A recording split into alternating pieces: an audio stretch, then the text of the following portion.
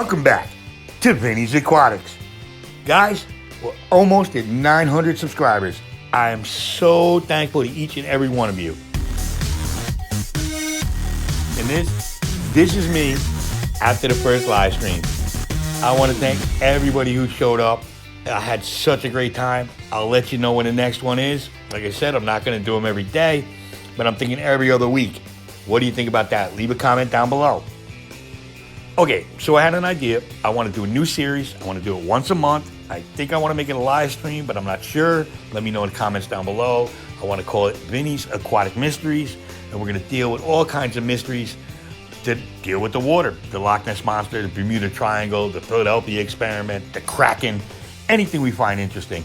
I'm thinking a live stream so we could all talk about it at the same time. Before I preview that, I just want to talk to you guys about praying mantises. Is it illegal to kill them or not? I bring that up because I was at my shop and I saw this praying mantis. Just look at him. He's climbing on this wall like Spider-Man. I've been watching him for a while now, so I figured I'd take a little video and show you guys. It's just amazing what nature does. But he's just sticking there. Look at him. He starts climbing up. What a beautiful creature. Whoa, there he goes. Huh, thank God he made it. It's like Stallone and Cliffhanger. But like I was saying, I remember when I was a kid, I was outside and somebody said to me, don't kill that. If you do, you're going to go to jail. And I've heard it several times. I even went inside. I said, hey, Mom, what happens if you kill a praying mantis? It's like you get a big fine and you go to jail. And I'm pretty sure all of us heard that story. The thing about that is, it's completely not true. It's just totally made up. There are no laws to protect the praying mantis. All right, number one, these things don't prey. All right, and there's no law protecting them. Now, look, they were liked because they were a beneficial crop to the farmers. They would eat a lot of the other insects, but there's no law that protects them. How many of you thought there was? Because there isn't. Even though the praying mantis is the state insect of my home state, Connecticut, there are no laws protecting them anywhere in this country. Go ahead, call me on it. Prove me wrong. Now, it turns out a mantis, they're rather ruthless when it pounces on its prey, and they're lightning quick. The female is known to snap the head off a male and devour it like a kid over a bowl of ice cream. It's so romantic. So I'm going to actually make a, oh, look at him, there he is. Look at this guy. I'm going to take him and I want to make a DIY enclosure for him. And I want to feed him. And I want to have a praying mantis as a pet. And if you think it's against the law, go ahead, prove me wrong.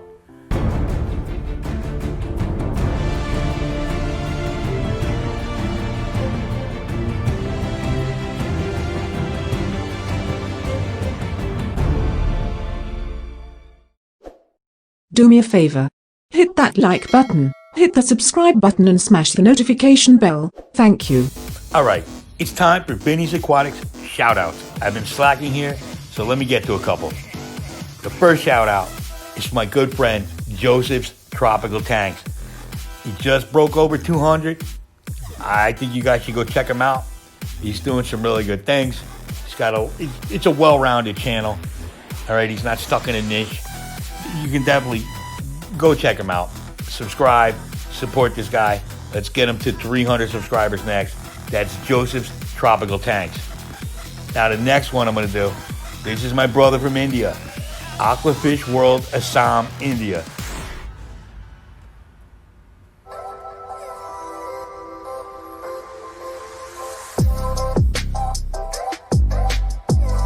Another great channel, very well-rounded.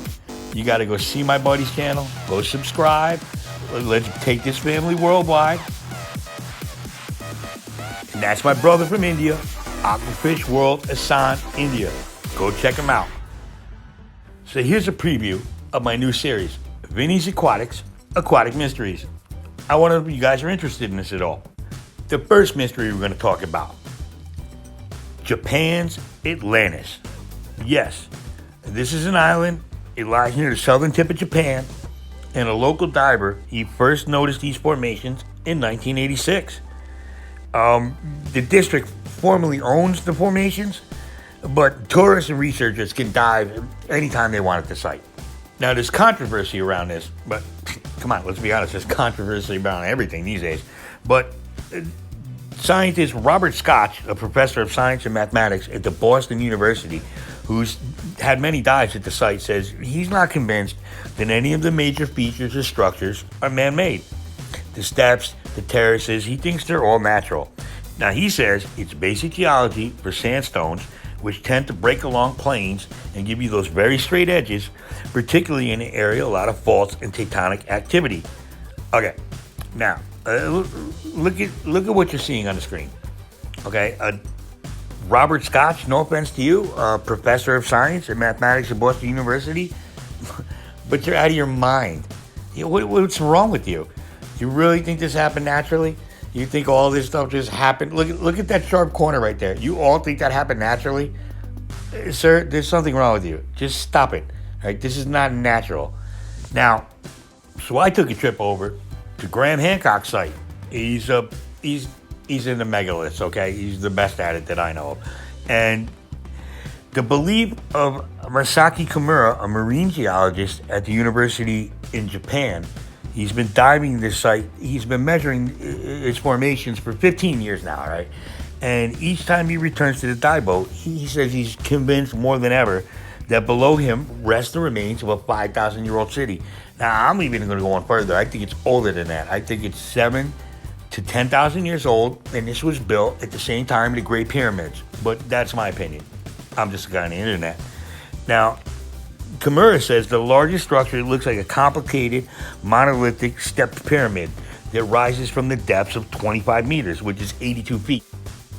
Some experts, they believe that the structures could be all that's left of Mu, a fabled Pacific civilization rumored to have vanished beneath the waves. On hearing about that find, Kimura said his initial impression was that the formations could be natural, but he changed his mind after his first dive. Of course he did. Just look at that. How did that happen naturally? It's not possible. He says, I think it's very difficult to explain away the origin of being purely natural because of the vast amount of evidence of man's influence on the structures. For example, he has identified quarry marks in the stone, rudimentary characters etched into carved faces, and rocks sculpted into the likeness of animals. We all know that happens naturally. Like, I always look outside and I go, wow, look what nature did to this stone. It turned it into a giraffe. One example I've described as an underwater sphinx resembles a Chinese or ancient Okinawan king. Now, whoever created this city it's most apparently it sank in one of the huge seismic events that this part of the Pacific Rim is famous for. Now, the world's largest recorded tsunami struck Japan in April 1771 with an estimated height of more than 131 feet. So, such a fate might have happened to this ancient civilization. And I gotta be honest, I agree with that, because if anyone thinks this happened naturally, I want some of what they're smoking. That's what I'm saying. What do you guys think? Did this happen naturally? Or does this look man-made to you? How old do you think it is? Now, I'm also going to give one more shout-out, which is a different kind of shout-out. This is to Graham Hancock. If you're into things like this, the megaliths, the forgotten history, look, I don't agree with everything he says, but the man is really interesting. Some of you might have seen him on the Joe Rogan podcast, before Joe Rogan went to Spotify, and now he's not allowed to talk to people anymore. Come on, Joe. Why are you selling out? Anyway, go check out Graham Hancock. I'm going to leave a link in the description. So let's wrap this up with a nice little bow on top. Number 1, let's get to 900 subscribers. Number 2, it's not illegal to harm a praying mantis. But if you do, you're a douchebag, all right? So don't do it. Number 3, do you want to see a series on Aquatic Mysteries? Do you want it to be a live stream? Or do you want it to be a series where I just talk? I would like to have your input. Let me know, guys. Leave a comment down below. Hit that subscribe button. Hit that notification bell. And I'll see you next time on Vinny's Aquatics. I love all you guys. Thank you so much.